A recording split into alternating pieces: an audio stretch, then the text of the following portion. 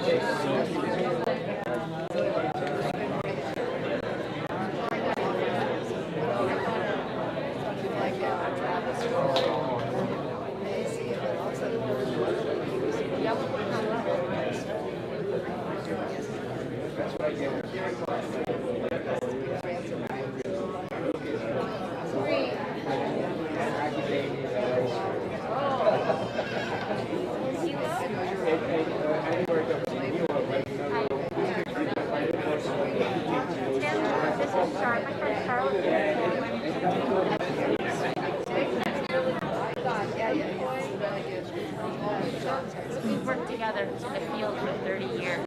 Really? Yeah. Still here? Yes.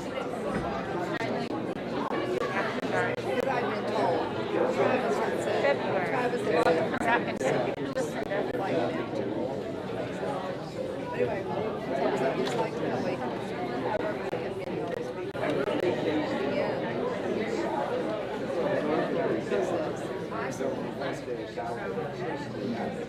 Who's this guy?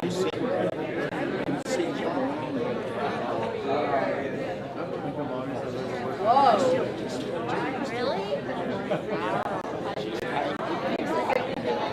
Oh. We didn't do the same thing. That makes a difference.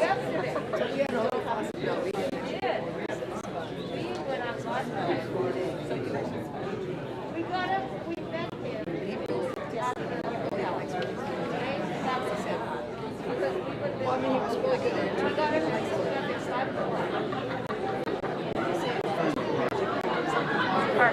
He's trying to park. Oh. Shall we save the machine? Yeah, either side.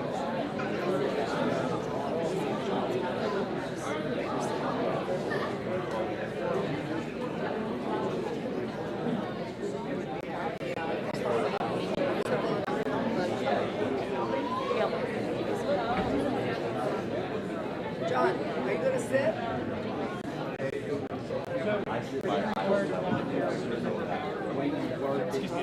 No, no, no. Sitting right here.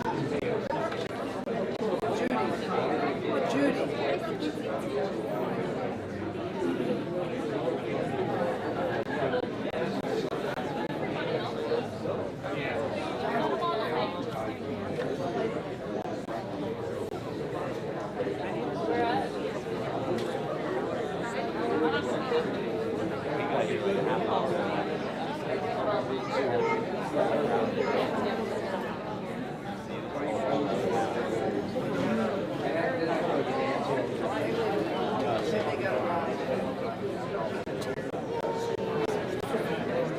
Good.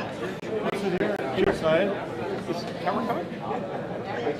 Howard? No, he's right here. Howard's right there. You're Charlotte. Yeah. Like the park. Yeah. Yeah, it's such a great trip. You guys have to go there on bikes.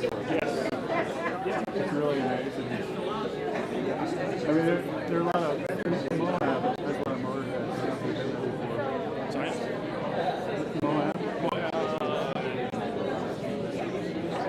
North. 2006? Parked 5 times.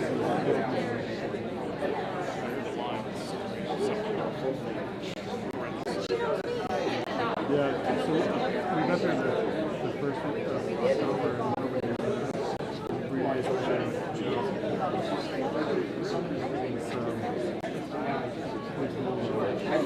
They said everything kind of closes down after Thanksgiving. Well, folks, as you know, we're expecting a full house, so if you got some empty seats and you're on the edge, sort of scooch in to let the other folks in as well. Thank you so much.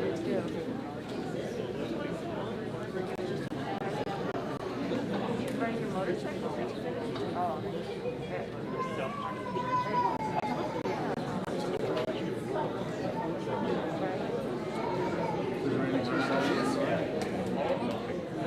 So localized.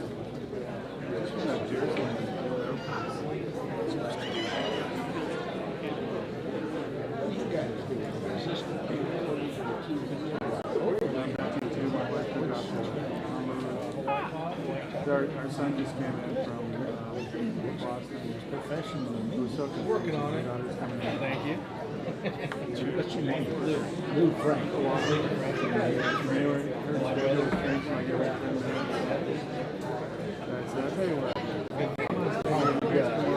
It's good to come here and see all you old timers.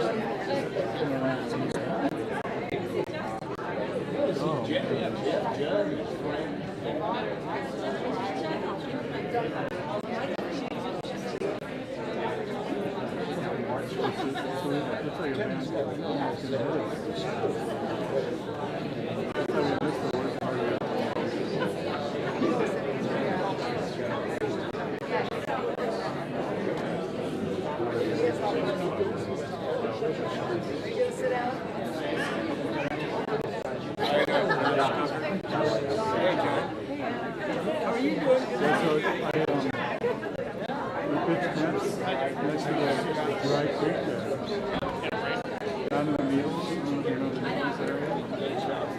Yeah, and so these people next door come over and say, hey, I didn't even know if you realized the river.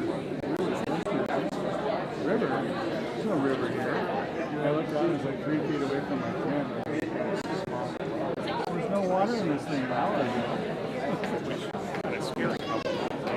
Yeah, so I looked around and I thought, well, judging from the terrain here, the water hasn't come up this far in the last 100 years. I'm just going to go on. I didn't go to bed for a while. It's like around 9 o'clock, it started going down.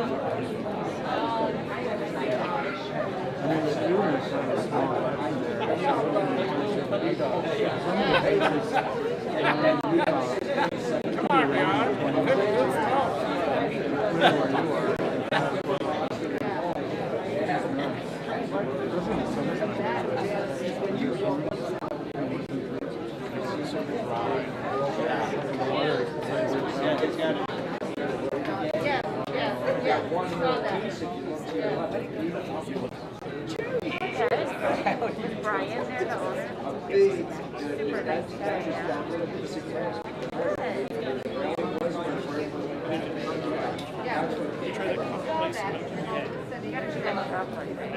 All right. Aloha mai kakou. Welcome to Hawai'i Volcanoes National Park's After Dark in the Park program. Obviously, we have something really special planned for you tonight. But before we get started, I wanted to call up Carolyn from HPPA. Where did you go, Carolyn? Come on up. There she's breaking tackles there. There you go. HPPA has a special presentation for Jeff, which I think is a great idea. On behalf of Hawaii Pacific Parks Association, we'd just like to thank Judd for all his contributions and sharing his wonderful life with us.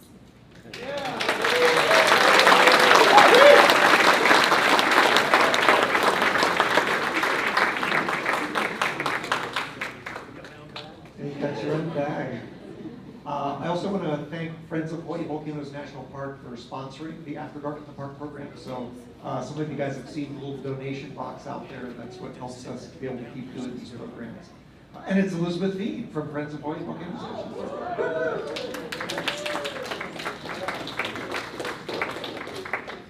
So this is a little difficult. How in the world do you introduce a legend like Jeff Judd? I know, it's crazy. I started to go back and look at his history with us. Starts at 17 years old, still underage, to work for USGS for 5 years. It was phenomenal. He was with HPD, Hawaii Police Department, for 8 years. National Park Service Ranger for 38 years. Whoa.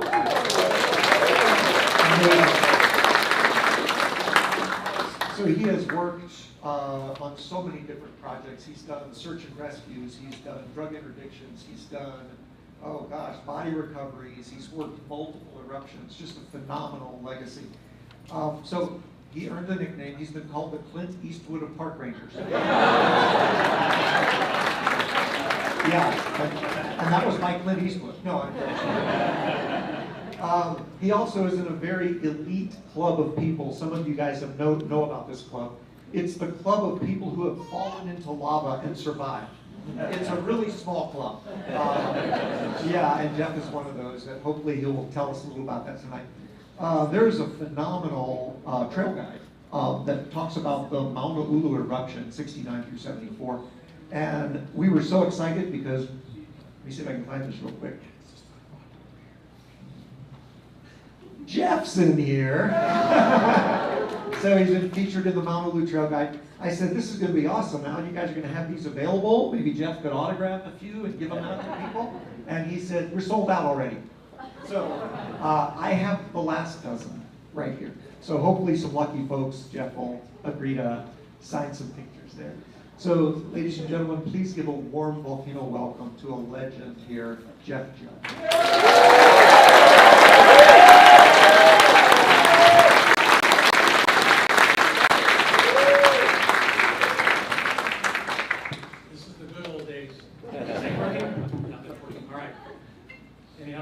Jeff Judd. Thank you, Dean and Jay Robinson, Ben, for finally inviting me to. I've been retired from the Park Service for 20 years now. I've been waiting all this time. Anyhow, there's so much to talk about. Different things that happened, like it's been told to you that went on in this park during my tenure here. So we're going to touch on a few things, but my key thing tonight was to tell you of a dream that I had when I was a little boy. And that is me. I'm going to start, we'll do the program now. In 1954, at this age of 6, my dad brought me to my first eruption in Halima'amau. Actually on Kilauea, Caldera Floor. And brought me up to my siblings, and we came to see the eruption for a couple of days, and we left back to Honolulu, where I was born and went to school. In 1955, my dad brought me back to the eruption in Puna that was open to the public, and back then there were just go enjoy it and have fun, just, watch what you're doing. And after 55, for a few days there, we came back for the Kilauea eruption in 1959. And again, at the time, it was really busy. There were people everywhere. Cars were backed up. Some of you may remember that. Halfway to Hilo was traffic, trying to get up to the park to see the eruption. So we got up to see it, and for those of you that hike the trails and know Spatter Ridge Trail, we sat at Spatter Ridge Trail before the spatter was dumped there and watched the fountain that was 1,700 feet tall right in front of us. It was so hot that the ohia trees around us were bursting into flames.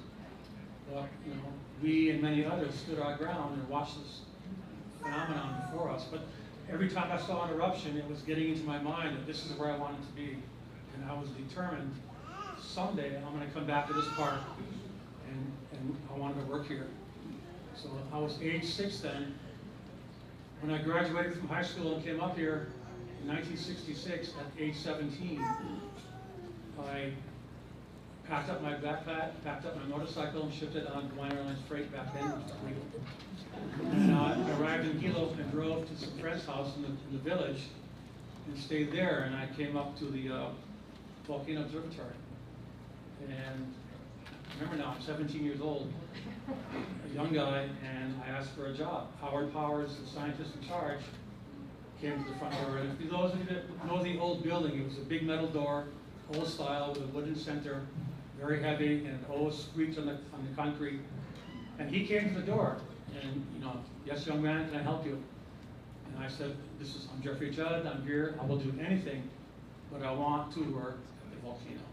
I will do rubbish, I'll clean the bathrooms, I'll do anything, but I want to work here, please, please, please. We talked for a while, and he's, again, asked me my name, and he said, are you Charles Judd's family? And I said, yeah, Charles Judd was the chief forester here in the territory. He said, I knew Charles Judd very well. So that was kind of my breaking the ice, should we say. And then Howard asked me, would I be willing to do dangerous things? And I'm sure he was playing, because the volcano was not erupting at the time, and but I said, I'll do anything. I want to work here. I'm done with school. I'm here at Volcano. This has been my dream since 1954. And so he hired me. He couldn't pay me. He said, but I can't pay you because you're 17, but I will give you a house in the park, quarters 199, which was brand new at the time, a 3-bedroom, 2-bath USGS house for $50 a month. So they paid me with a stipend for a while until I made 18. And then they put me on their payroll. And for you GS pay scale employees, I want you to know I was the only GS1 Step 1 in the entire government. But I didn't care. I had my job. I was at the observatory, and I knew nothing. I have no PhD. I have no master's, no BA or BS or AA. What I did have at the time, what I do have now, is a high school diploma and 2 graduations from 2 police academies, the county of Hawai'i and the federal one in Brunswick, Georgia. So that's another story for another time. But I knew nothing about the volcano except I wanted to be there. It was my dream come true. And here I was, an employee at USGS at the original Hawaiian Volcano Observatory building. And my PhD, working all the years there, the few years I was there, my PhD was working in the field with all the scientists, the PhDs, and those with masters, the seismology people, the deformation people, electronics, and that was how I learned. Everything I learned from them. And living in the library at the observatory, the old observatory, and reading books for hours, these old books of volcanology and seismology, early deformation. And back then there were no computers. Everything was done by hand. We had to work day and we had to work at nighttime. The water tube tilt meters were only at night to keep the heat from the sun from moving the water around. And I learned how to do that, and to change the seismographs and to read the tilt meters in the vault across the Una. In 1968, in 1967, Hale Mamau began to erupt. Halemaumau eruption for that 8 months, it was going 8 or 9 months, was very different than the eruption today. The entire Halemaumau back then was a lava lake that was moving around and rivers were coming out here and there. This is what it looked like for the 7 or 8 months when it was going. And it was really busy. It was an eruption that took a lot of work, day and night, and deformation and other work. We had no generators back then, no laser guns, and everything was basically hands-on. After this eruption, which lasted 8 months, the eruption moved down to Nepal crater. In August of 1968, October 1968, Nepal crater at the end of the crater system in the past Keanakako'i began to erupt. And Don Swanson and I walked out there. No helicopters in those days, so we had to do a lot of backpacking. We went to Nepal and spent 3 days there watching this eruption. And it was really cool because the lava was fountaining at the east end of Nepal, and these big rivers were flowing back west into Nepal and disappearing down into this big fissure, and just lava would just disappear and it's gone. On the west side of Nepal crater, when Don and I were out there, was a big spatter cone that was throwing out big blobs of spatter, building a cone about 20 feet high. And you remember that old ad on TV of the cereal? You know, you do it, you do it, and went back and forth. And Don and I were talking. You climb up that cone and look down into that hole. And no, our first time now. This is new to Don too. And you know, Don. A lot of you know Don. Don is one of the top geology guys about Kilauea and the explosions. But we, during that short time of bannering, you know what? Let's just walk up the cone together, and we'll go take a look. And we're trying to time it between these explosions of spatter. Obviously, you'll see why later on in some other pictures. And we finally timed it, and the cone burst out with a big blob of spatter, and the cone moved because it's all plastic. We ran up the cone and took a quick look down into this pit, boiling lava and things, and then ran back down. So anyhow, the eruption ended. Eruptions come, eruptions go. The eruption stopped. In February 1969, eruption began down by Hawai'i crater. And it was a busy time. The fissure crossed the chain of craters road. Move on here. Down here, this is the beginning of the Mauna Ulu eruption.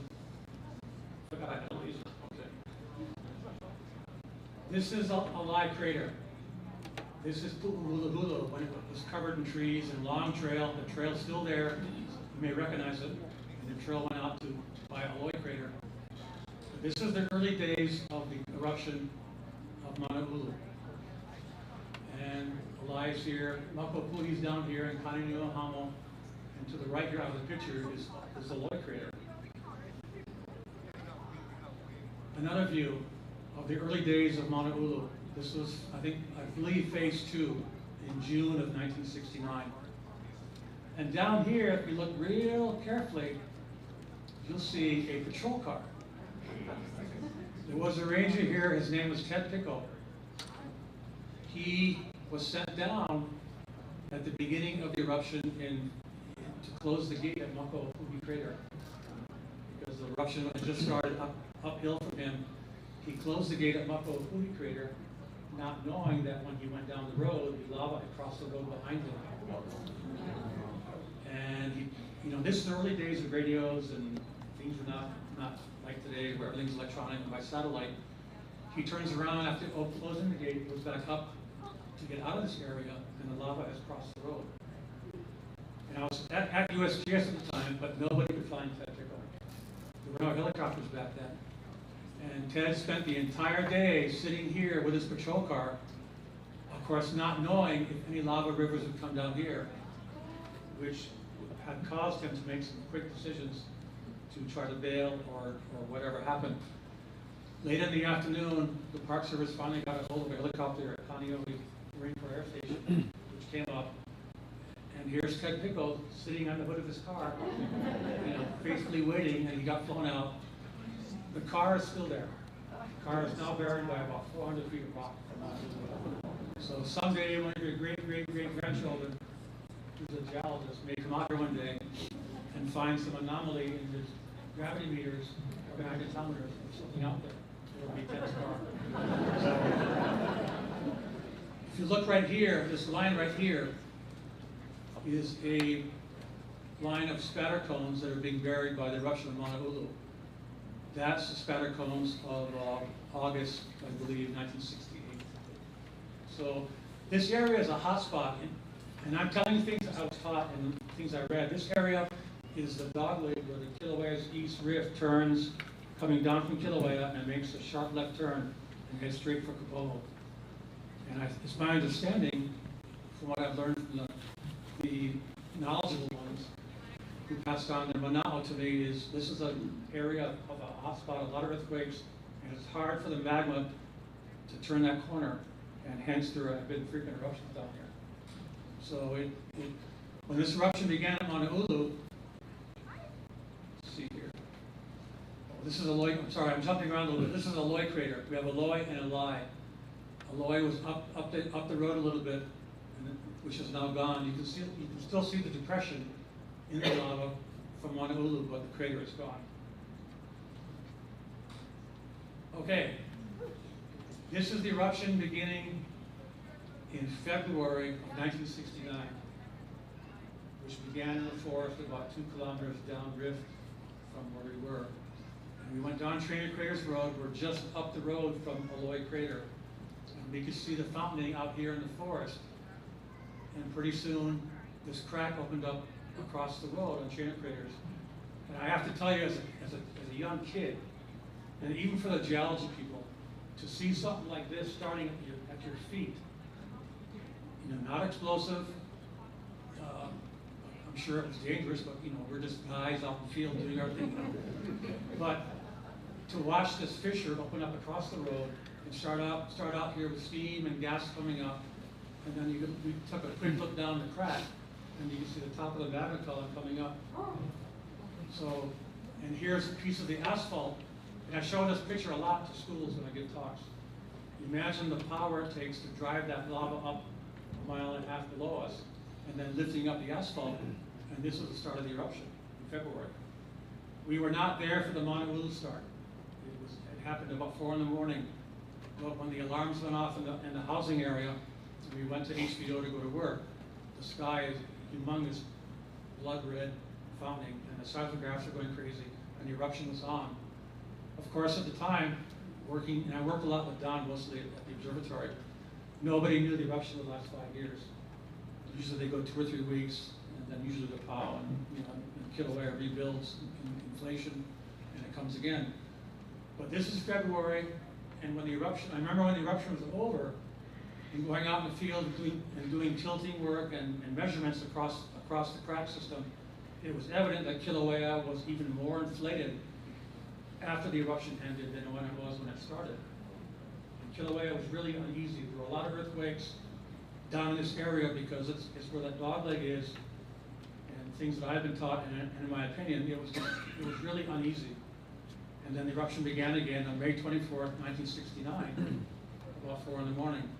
But it probably crossed the road similar to this, but we missed it. We didn't get down there in time. And the eruption was on. Okay. Jumping way ahead during the Mauna Ulu eruption. This is the night in September of phase 9 of the Mauna Ulu eruption. During the first 7 months of activity, Mauna Ulu erupted with fountaining and big lava output 9 times. And after phase 12, which we'll get to shortly, after phase 12, on December 30, 1969, Mauna Ulu never fountained again to this magnitude. The volcano changed, or the magma coming in changed, and it never had the chutzpah to fountain big fountains and put out this kind of lava. This is over twice the size of Niagara Falls. And Don and I, when it went off that night, we had to run for our lives. Now the Park Service will know the truth. We had to cross the Mauna Ulu shield through the lava channels to get to Walleye Crater because we wanted to see what was going on. And we knew from previous phases that Mauna Ulu was doing this to Walleye, and we wanted to see it. So we had to hustle at night, hoping our flashlights wouldn't break, get across the lava channels, and looking back up the channels, you can see the rivers coming of this lava. But we got to Walleye Crater, and this was our view. It was unprecedented. Wow. You know, it was noisy and very hot, and the winds coming out of the crater were hurricane force. It was incredible to be at the edge and to stand back 10 feet and there'd be no wind, but to go out to the edge with the thermals coming up was just wild. But this went all night long, and this area here, Walleye Crater was 2 levels. This level here was called the mezzanine, and the mezzanine erupted prior to this in August of 1968, and then it did not erupt again, and is now buried by the eruption of Mauna Ulu. But the cascades began, the fountains are out here, the cascades came down, and then to the lower floor, and the lake began to rise. Another view. You can see how huge, but you have to understand too, it gives you an idea of the volume of lava being pushed out of the ground by this fountain. It was just enormous. And this went on all night long. And just, you know, fill up the crater, very loud. We could hear the roar of the fountain to our left, and then the roar of the cascades as it went down these levels into the lowest level of off the mezzanine down to the floor. It was pretty cool, especially for a kid, you know? I mean, I'd come from Honolulu knowing nothing, and this was my show. So it was a real treat. And also at the time, I was not working for the Park Service. Like Dean said earlier, I was working for the USGS, the Hawaiian Volcano Observatory. That began my entrance into the Department of Interior. But for now, I was working at the observatory and soaking up all this stuff. And there was a lot to soak up, as you can see. Okay. During the first early phases of Mauna Ulu, there were 2 vents, called the West Vent and the East Vent. I'm in the East Vent now, and this here we call the Kilauea Alps. And it separated the 2 vents, West and East.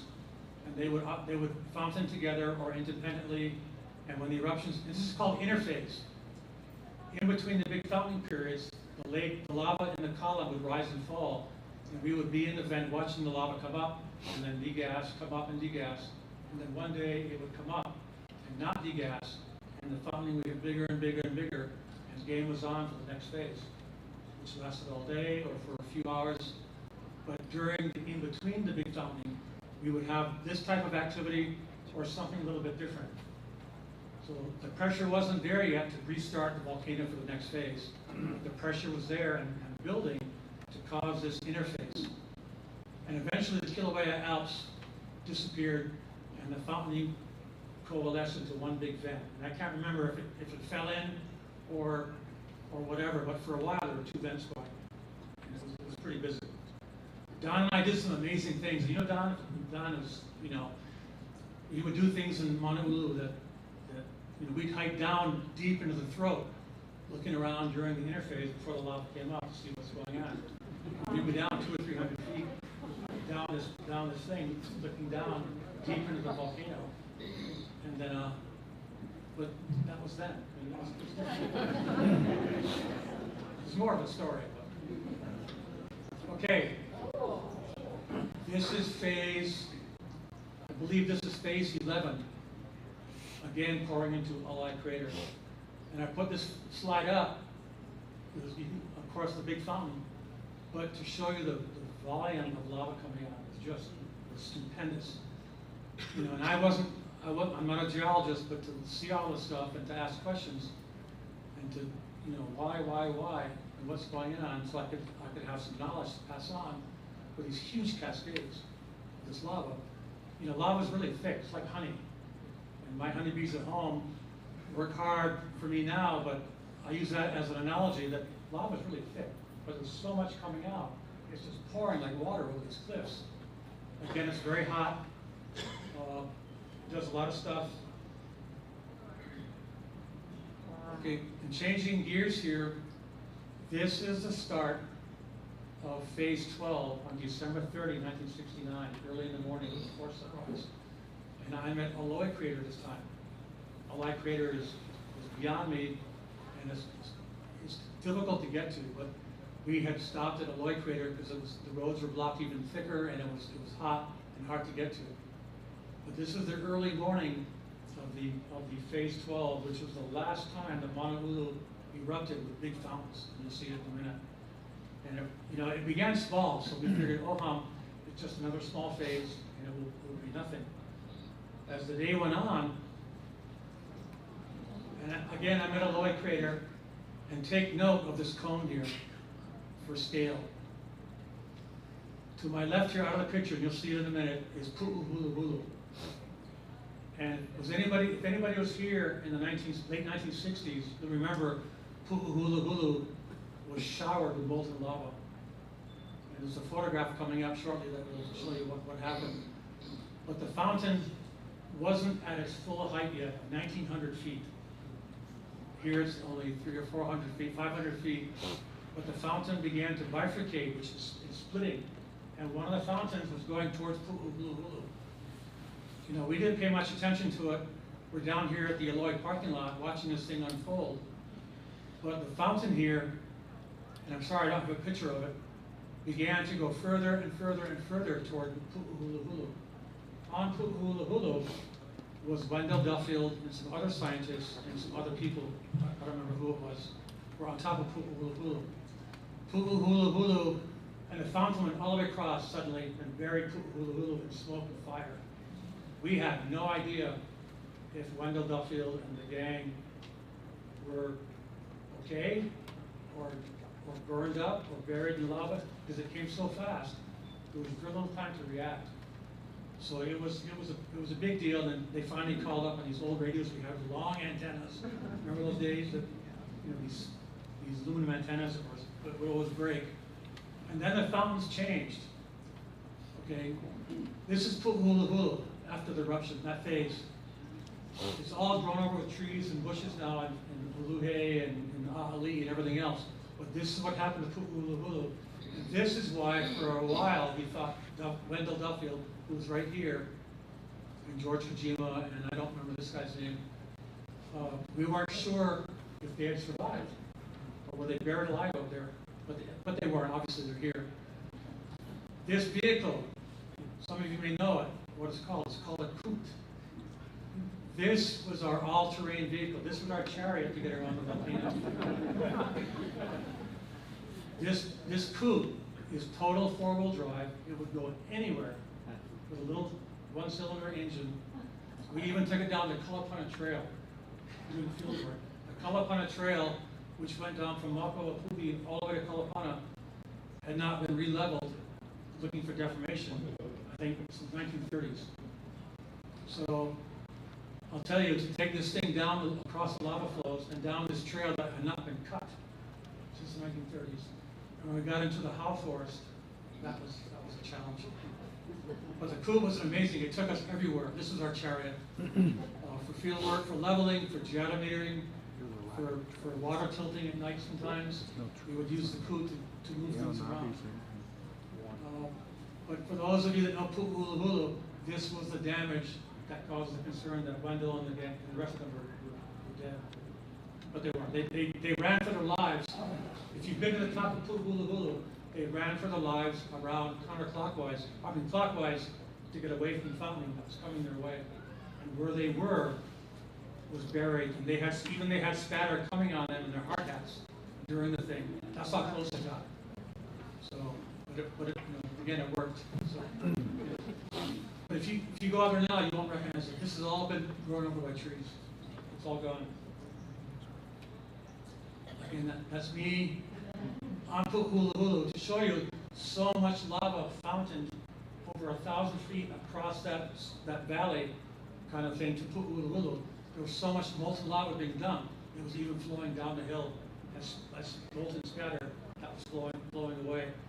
That much of it came out and rocketed across that valley there. It was pretty big.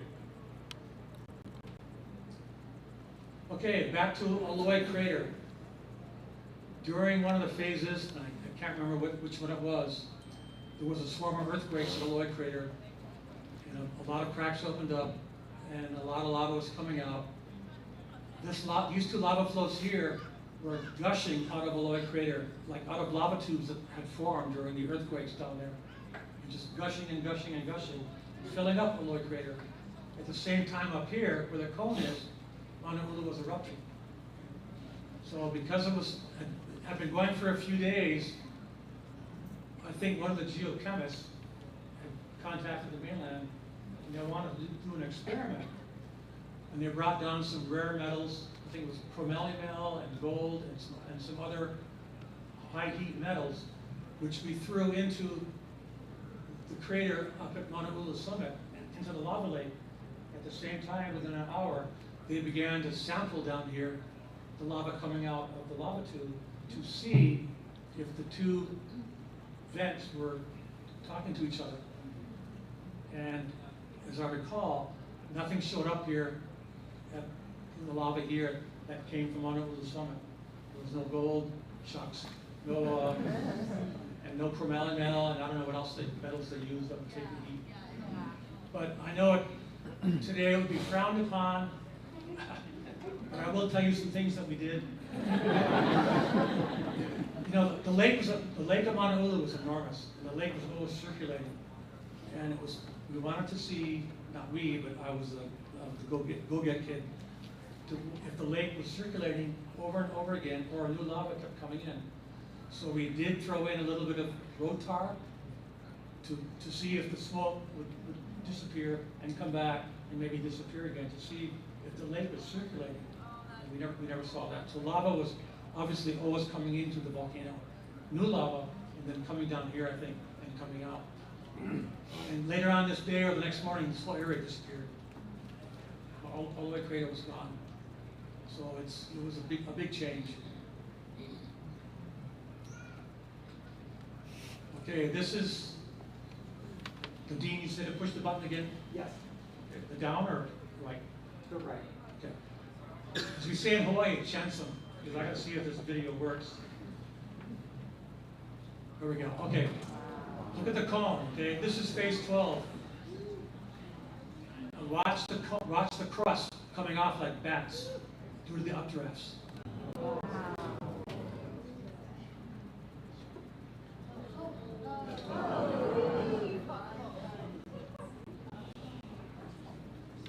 And I must tell you, this was the first time, and we were, you know, besides us being there at USGS, a lot of the rangers were there and the superintendent.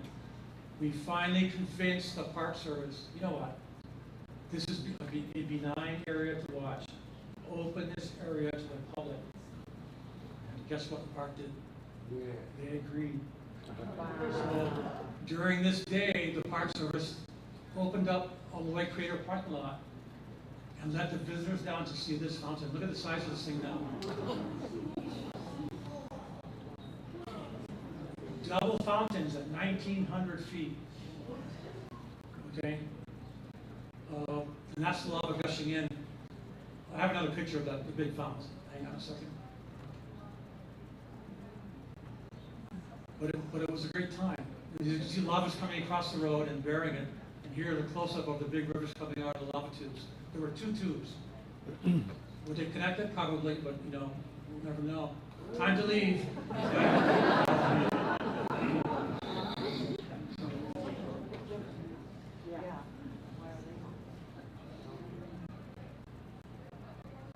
And this is now erupting in Kilauea. But you can see there was so much going on. It was a busy, busy time. There was so much to do. And again, this is the 60s. We didn't have the equipment like they have today. Everything was hands-on. Okay. Oops, I went too far, I think. This is phase 10. This is October of 1969. I went into Mauna Ulu. I would go in by myself just to go have fun on a weekend or a day off, you know, day off. I'd be sent by Don to go in here and get a sample. Because what they're looking at for the sample, if the chemistry stays the same, or the chemistry would change, which means maybe the lava is coming from different areas of the magma chambers. So one day I went in by myself walked around the corner, and I walked upon this. This is phase 10. There were 2 more phases to come. This is about 25 meters high and about 25 meters wide, approximately. I've forgotten. And all in front of me is the huge river moving away quietly. And this was almost with no sound. Lava has a sticky sound to it. You could hear the sticky sound of the crust and the magma, whatever, moving. But it was very quiet. And this lasted for a while, and then it stopped. And then we waited for phase 11. This is nighttime. This is my Friday.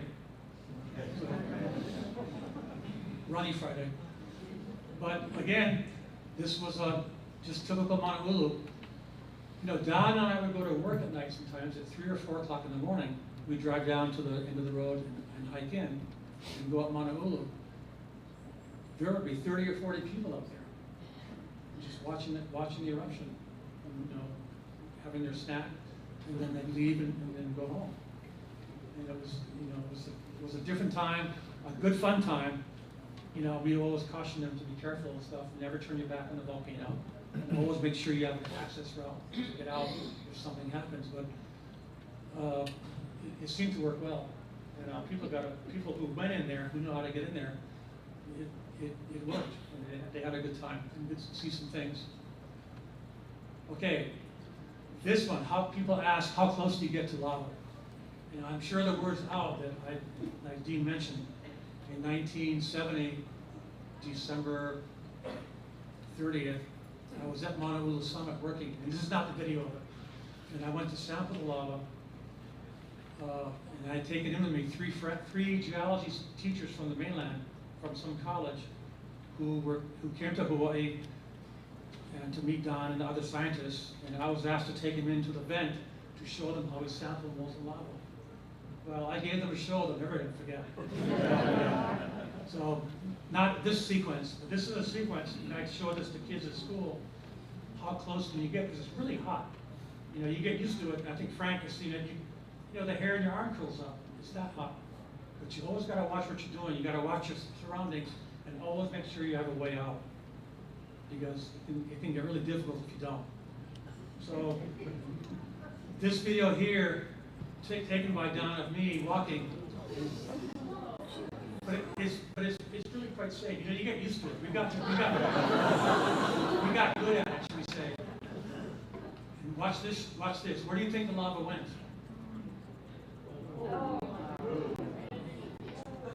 You know, the lava was coming up at one vent and going back down into another crack and disappearing. But this is called drain back. This is between the big fountaining periods. Lava would come up, lava would drain back down. But you can see how thick it is. It's just like, you know, it's like taffy or honey. And it just goes back down into the cracks and does what it does down there. You know, either get remelted, reused, or solidified.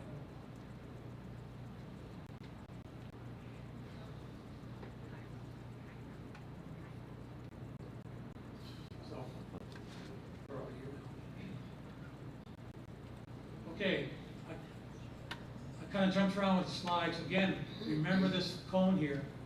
This is the morning start of phase 12, the last time Honolulu erupted on a large scale. And after phase 12, then began the dome building. 4 years of Honolulu being built in a dome-shaped miniature shield volcano by the overflows. Here, during these eruptions, lava would flow away or flow into the craters, and it wasn't building much of a shield. Okay, same cone, later in the day. Double fountains at 1,900 feet. It was unprecedented. You know, Kilauea did the same thing, but to sit here with the park visitors, this was open to the park visitors. They could come down where we were and watch this show unfold. And it was awesome. The ground is shaking. We're over a half mile away, or 3/4 of a mile away. The ground is shaking just from the power of the fountain coming out of the crust, out of the cracks of the fissures. And the lava was flowing mostly away toward the Allied crater side and down toward the ocean. But 2 fountains, which is really, really cool to see the power that it takes to take that magma, that lava, all the way up so high. Again, the pumice fallout, this was a concern. that you had to watch the winds. If the wind came your way, almost start raining down on us. And we always kept the visitors near us in case we had to bail and get out of there. But it worked fine. It was good. Okay. For those of you that have been down Keanakako'i Road, remember that shelter where the Pizza Hut, we call it, used to be, that platform. This is where the platform is. This is where these cascades of were coming over to the Pole Pully and running down that steep pulley to the flats. But the interior, I guess, would come out and break open, and the lava was just pouring down in these waves, very thick waves of lava to the bottom, where the lava flows would rebuild themselves and head on down the coast toward the sea. This time too, this is also open to people coming up from Kalapana. People could drive up as far as they could, and rangers were there to help park the cars and let people walk up the Keanakako'i Road from the Makai side and come and watch this thing unfold. So two sides were busy at times, mostly down here. It was easier and safer to have people down here because they could go out the Kalapana Road and back, or Keanakako'i Road back to Kalapana. But for those of you that know it, this is where the Pizza Hut, where the shelter used to be, and that platform is now. Massive, massive, massive interiors of lava coming down the steep cliff. Cool times. Hot times, but cool fun.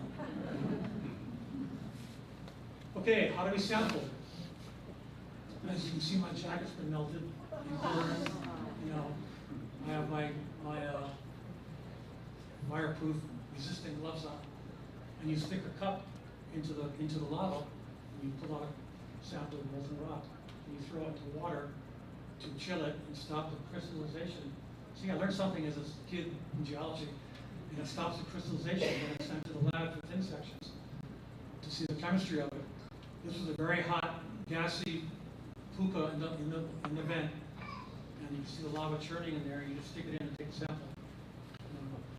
Again, you got to watch it because you're inside the vent, and you never know what's going to happen. So, this part of it is from a talk that Ron and I gave. This picture is also phase 12. Here's the fountain in the morning. And I'd run to the north side of Kilauea crater, and it was really, really hot, as you can see. But I wanted to catch the river of Hawai'i coming through the forest. And by the time I got there, the forest was gone. And this river of lava was pouring into Kilauea crater to my right. But to watch it coming down around, making the bend around here, and coming over through these valleys, little valleys it was making, and run down here by yourself is pretty cool. And I will tell you, back in those days, remember the dynamo ladle makers? The label on my helmet had melted and was running down my hard hat. It was so hot, it was that hot. So I fully expected my lens and my camera to crack, but it didn't. It survived it. But this was a typical Hawai'i flow mirroring the forest. And what we show the kids on our field trips is what takes nature hundreds of years to regrow a forest. In 5 minutes, it's gone. And the cycle starts over again. You know, we would tell the kids in 3rd grade, where I help sometimes with Laura Warner here, if we could take a knife and cut through this volcano, we probably would see layers and layers of craters, lava flows, ancient forests, or charcoal by now, when lava came through, and more craters and more lava flows, the history of Kilauea. So we have to use imagination, because we obviously can't cut. But we know, if you think about it, Kilauea over the millenniums has gone through all these cycles. And this is one of the cycles of life. And again, right here is Ululu to get your bearings.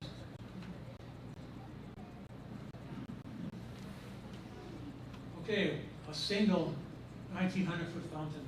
And I forget the phase of this, but I wanted to show you these miniature fountains here.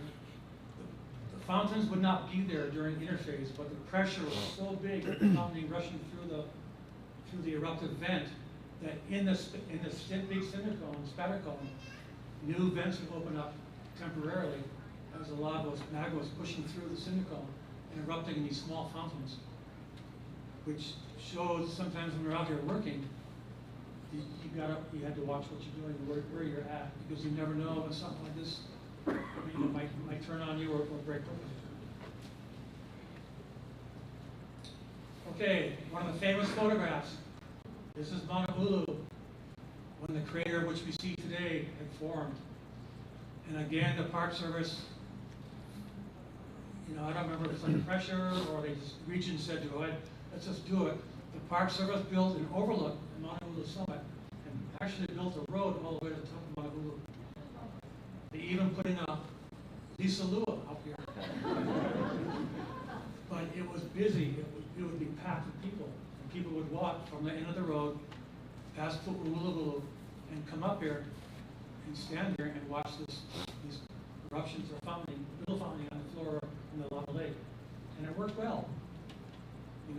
To my knowledge, nobody's ever disappeared. So there were no unclaimed vehicles at the end of the road. So, I'm saying that as a light thing, but people seem to regulate themselves.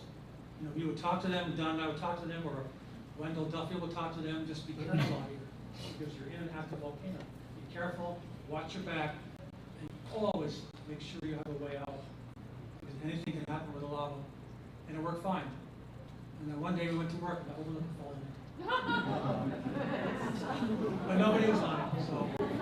But that was the building of the crater of Mauna Ulu summit, which is there today. It's even bigger. The crater slowly gets bigger and bigger and bigger with all the earthquakes and the whatevers and heavy rains. Okay, I'm changing gears here. We're going from fire to ice. And I wanted to show you this. This is taken in 1967 by Richard Fisk, who worked at the observatory, who I worked with and I worked under in the 67, 68. This was the largest snowfall in modern times on Mauna Loa. The snow was a foot deep at the end of this Mauna Loa strip road. We never saw it, but they said the snow coming across the saddle road was 1 to 2 feet deep.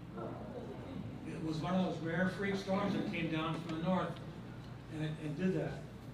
And I wanted to show you Mauna Kea. Again from Keanakako'i crater, get bearings. That's how thick and how big the snow was. It was quite a deal. At the same time, the golf course was frozen. And, the ice was all white golf course.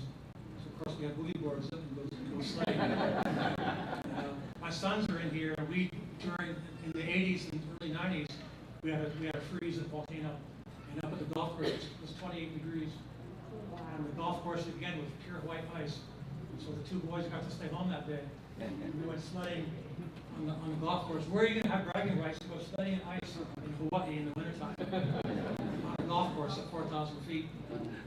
So it was quite an event, and I think that's the end of it. Let's see. Yep. So Dean, just do.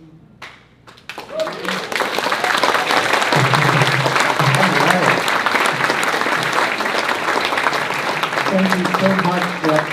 George is going to bring up the house lights, and we have a time for some Q&A. So if you guys wanted to hear the story of falling in lava. There's a lot of stuff we can talk about that. Well, also, really fast.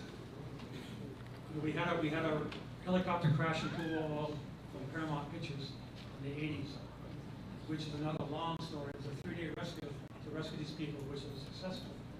But maybe that's a long story. I think you're more interested in my lava burn because I'm supposed to be the first person in the world to fall in molten lava and let to tell about it. So, Dr. Mitchell, in fact, back up. I was at Mauna Ulu Summit with those 3 individuals I talked about who were from the mainland who wanted to see how we sampled molten lava. And I had done it a million times to sample molten lava and dressed just like in blue jeans and t-shirt. We had no Nomex suits back then, no silver suits. You were dressed just in t-shirt, blue jeans, your boots, and your geology kit. Sometimes they're hard at, most times not. So we went up to Mauna Ulu. This is before the crater formed, and there were many rivers coming out of Mauna Ulu summit, like big artesian wells, just gushing out and flowing down the mountain. And I'd done it 1,001 times now I'm here for the millionth and second time and explain to them how we do it. It's pretty safe, but you have to look at the river as it comes out of the ground and look at the crust. If the crust is moving, that means that the crust is hardening, but it's still plastic. Don't step. So they saw that and they were backed up about 30 feet. So, they're going, I said, you know what? You take the hammer, just scoop it up. Nope. You do it. So this one time, I had my geology hammer, which you saw in the beginning of the first photograph, my trusty hammer, which is now buried in Honolulu somewhere.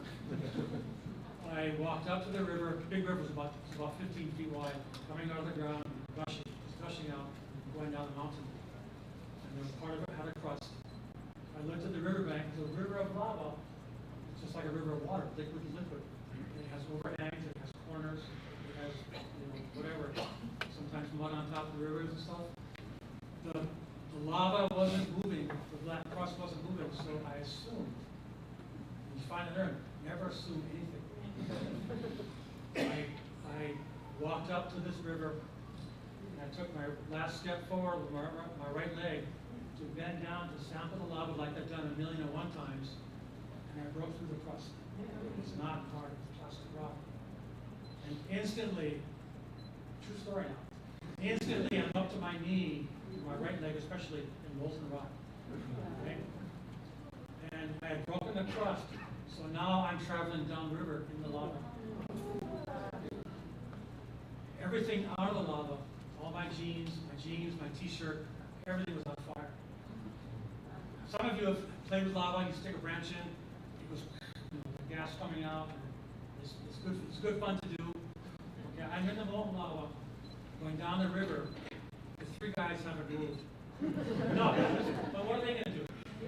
They have never seen eruption before. They have never seen lava sampling before. And they've never seen this fool. Not really. Sampling lava. Even though they said it afterwards, it dawned on them that I'm in trouble. There's no way they're going to come out yet. So I'm going down the river now about 10 feet. And I'm on fire, totally, like a big torch.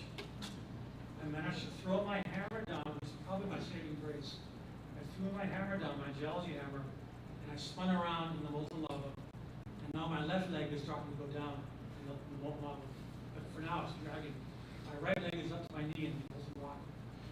And now I'm lying on my belly in this stuff, going down the river. And I had flicked off my leather gloves for whatever reason. And I was going down the river trying to find something to hold on to.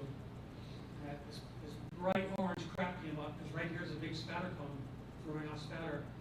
My hands went into this big orange crap, and everything got torched. Now, it sounds gross, and it is what it is. But my hands are in this bright crap. Flames are roaring out from this crap now. My hands burning. But I was able to pull myself out, and I sat there next to the river.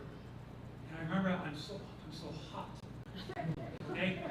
Obviously, it sounds dumb, but in my mind I was going so hot, and I'm beating up the fire. What remained of my t-shirt and my jeans. I'm not quite butt naked, but I'm close. Everything is burning. Lesson learned back then that we had free boots from the Vietnam War era, which were nylon. Mistake number one. The nylon boots had melted to my feet.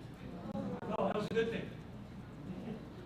In a sense, it was a good thing. Because once I walked back to the three guys who still hadn't moved, they were dumbfounded. What are they going to do? I walk up to them like this, my shirt's hanging down in threads, my hair is smoking, the hair I have left, and the jeans are tattered, and I have these melted boots to my feet. And I've had enough. It was a Saturday morning. I had enough things to call the visitor center because East Field was closed. Because we could come and go at will down there and do things and stuff. And I met them taken down there. I called the dispatch and said, "This is Jeffrey, I'm burned." What? 10-9. Your rangers are here. So I repeated it. I am really badly burned. We're on a route coming out. Back then, KFC was run by the 4 branches of the military. The Army ran the base. Where's my team? The Army ran the base, the Air Force did the driving, the Navy medics did we had Navy medics in the ambulance. And the Air Force did the driving, and the Marines did the security. We had Marines that were really cool in uniform. Every day they had flag lowering and raising and taps and all that, really nice. So, Park Service called KMC medics, and God bless these 19-year-old medics. We got a very good job at KMC. They got the volcano right here, and they have this call. There's a USGS employee burned at Honolulu. Bad thing was no helicopters in those days. I had to walk a mile down Honolulu, which was still hot lava here and there, with these melted boots on my feet. So I'm glad the boots stayed on my feet. You know, the guys wanted to carry me. You know, don't touch me. I'm okay. Just leave me alone. I'll get out. We get to the end of the road where the ambulance was. These two Navy medics wanted to hear the whole story. These young, like me, young bucks.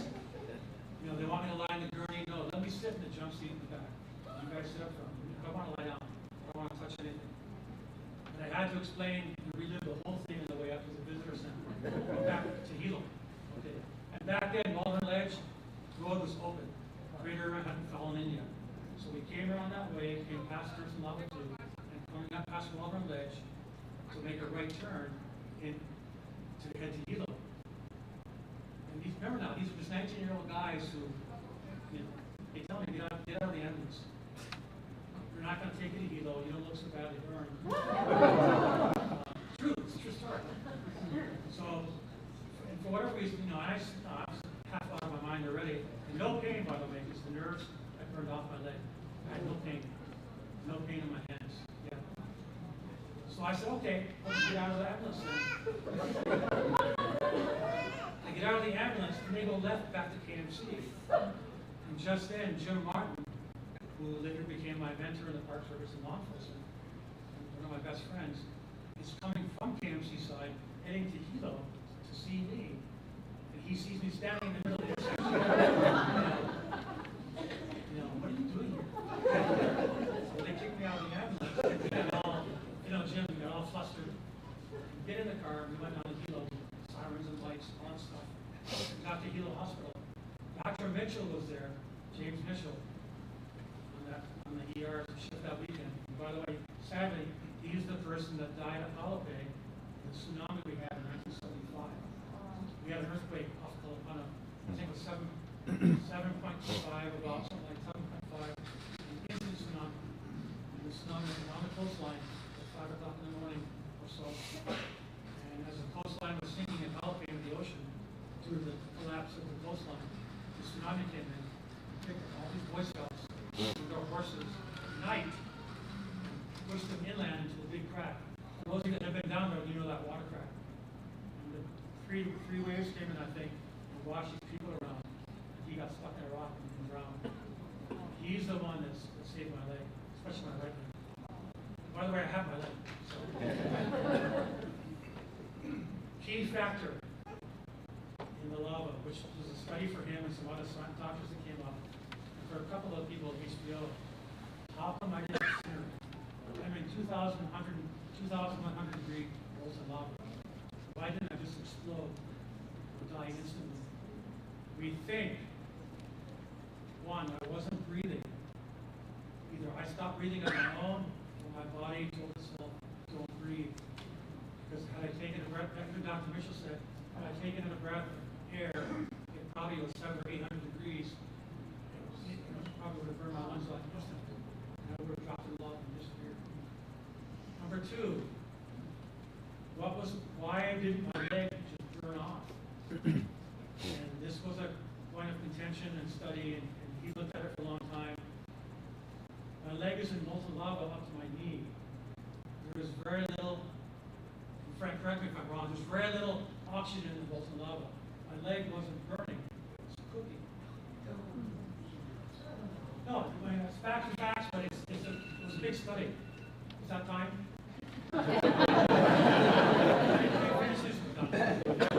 So, I wasn't burning, my leg was cooking. I was burning, my hands were burning, because I had oxygen. My leg was not burning. Hence, they had nothing to do the skin burns, because my leg burns are very smooth. no wrinkled skin, fire, first-degree burns. They had nothing to graft onto. So they brought up this cream from Kilauea Air Station called sulfamylon, which is used to coat the burn to make it irritate the skin, to make the skin. So I didn't lose my leg. But the shin bone had burned had cooked halfway through. The smell was good. I got my legs. The shin bone had not burned, just had burned.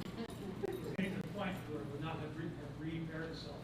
It was able to do so. It took a long time, but I got my leg back. Wow. What I don't have is any hair, sweat glands, or oil pores on that burn. So if I were to come here tonight and leave my top and my shorts, swimming shorts, you would scream because I'm so white. I don't go in the sun because I had leg frogs. In 20 minutes, my leg will be bright red burns. So when I go to Honolulu to see the turtles, either wear jeans or we go early in the morning, or high noon. Any questions? I talked to Ron.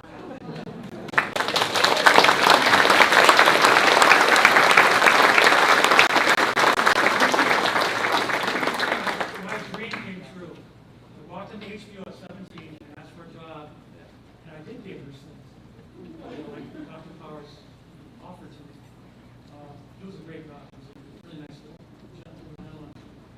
But my dream came true, and for you students in here that have a dream, for me it worked. I came out of high school in Oahu at 17. I came up here by myself. I knocked on the door, and they put me in the girl when I'm 18.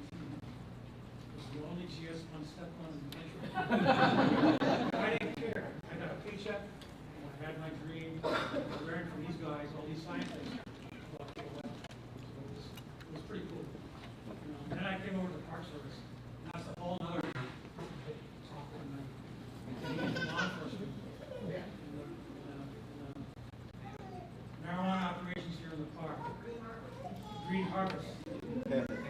By the way, since we're on talking about real fast, the third thing that I experienced, my wife and I and another ranger were flying in the park out by Pu'u on a drug enforcement mission. Somebody shot us out of the sky. You know, there's a 1 in a million chances to hit us, and somebody out in Kilauea took a rifle shot at us and hit us. We didn't know it. But the helicopter lurched. There was a screech and a bang, and so we had the doors off. I had an M16, other rangers had their M16s. And we turned over upside down in the flight. That's the last thing I remember. We woke up on the ground on a crash that they said was not survivable. We walked away from it. But it was, you know, we were kind of busted up, but you know, it was hidden from the public for the most part because we didn't want to give not me, but the chief ranger at the time. We didn't want to give the shooters any, hey, we can bring these birds down. So it was hidden from people for the most part. Wow. But, you know, things happen. All right, Jeff, we are going to wrap it up there. If you guys have questions for Jeff, please stay. Is it okay, Jeff, if you stay here for a little while? Okay, excellent. Yeah, and I do have some of Jeff's Honolulu trail guides here. If you guys want souvenirs and get him to autograph them, that's awesome. Next month, we got 2 After Dark in the Park programs for you. And then December 10th, the first time in years, we're going to once again have a holiday concert right here. Thank you so much. Fabulous.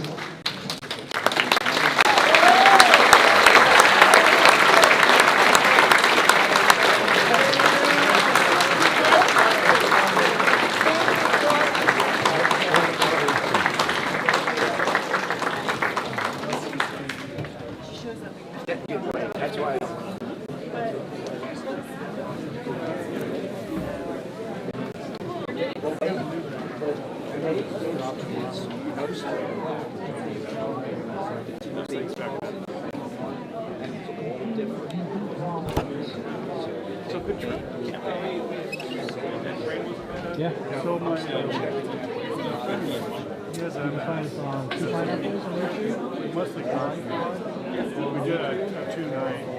And it was only like 6 miles. They're inside the meat. Okay, good. I'm the 4th.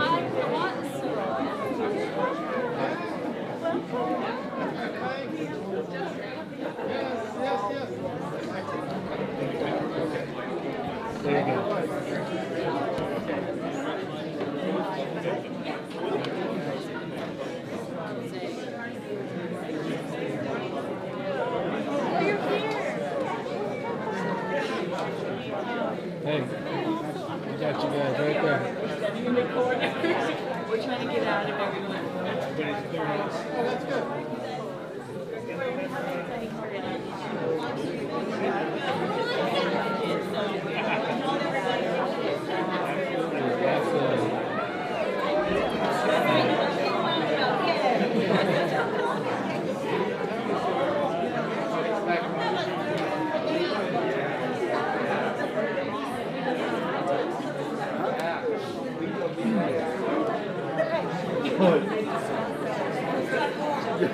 Well, guys, I don't know if Dane is still up on the other end. Dane, are you there?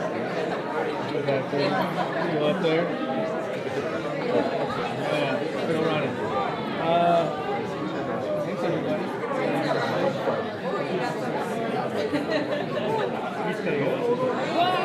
Hey, we'll talk about this later. We'll go over all the amazing footage that we saw. There's some video there that was never seen before. And yeah, Thursday is Hawaii Pod, Hawaii Tracker at 5 p.m. Hawaii Standard Time. Where two pineapples? Can't talk. Where two pineapples? It's Philip Ong, geologist from Hawaii Pod. Dane's on the other end with Hawaii Tracker. Thanks for joining us, everybody. Aloha.